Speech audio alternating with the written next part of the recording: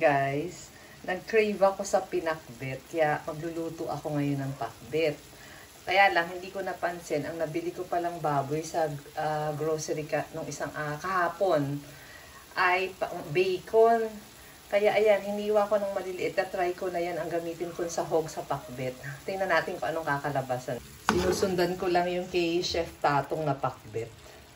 Ewan ko, tingnan mo, halo-halo ng konti. Tingnan natin kung okay ang kalalabasan ng bacon sa pakbet. Bacon. Ang ninipis. Sana wag magkadurog-durog.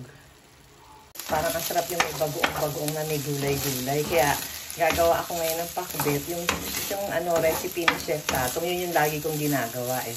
Kaya lang this time, nagkamali ako dahil ang nabili kong baboy kahapon sa grocery, yung bacon slices. Kaya ayan tuloy ang nipis-nipis at saka nakakatakot baka madurog. Tapos halo pa ako ng halo. Ang ninipis niya at saka buti hindi nadudurog. Hinihintay ko lang mag-render pa ng fats para doon na rin ako magigisa ng iba pang mga ilalagay. Ayan, nilagay ko na yung onion, tapos isusunod ko na yung bawang, tapos yung kamatis, tapos yung bagoong. So, ayan na rin yung bawang. Tapos susunod na yung yung kamatis, tapos yung bagoong. And si kamatis nandyan na. Isang kamatis lang ginamit ko. O, lumiit na talaga yung yung bacon slices. Okay na din yan. Diba? Maliit, pero okay na din. Tingnan natin. Masarap naman siguro.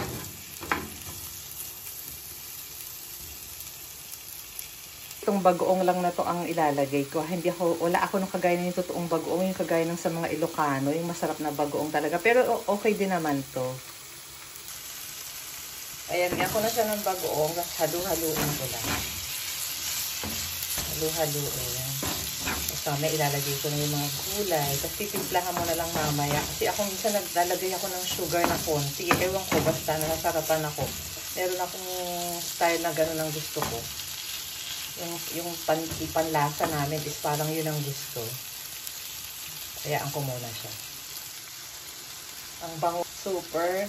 Sana maamoy nyo. Talagang grabe, ang sarap, ang bango.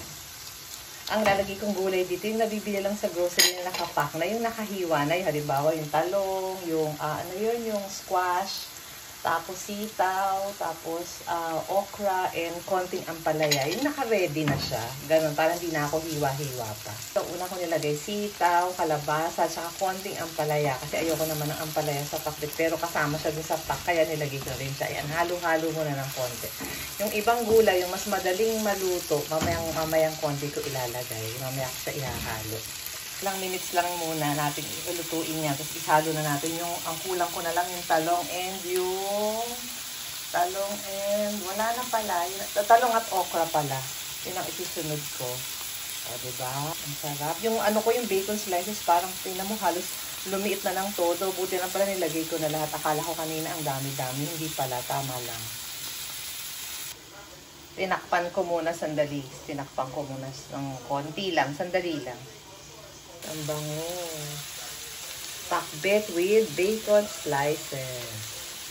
Sinama ko na yung talong and okra. Konti lang yung okrang nakasama dun sa packet. Pero okay na yan. Marami namang iba eh.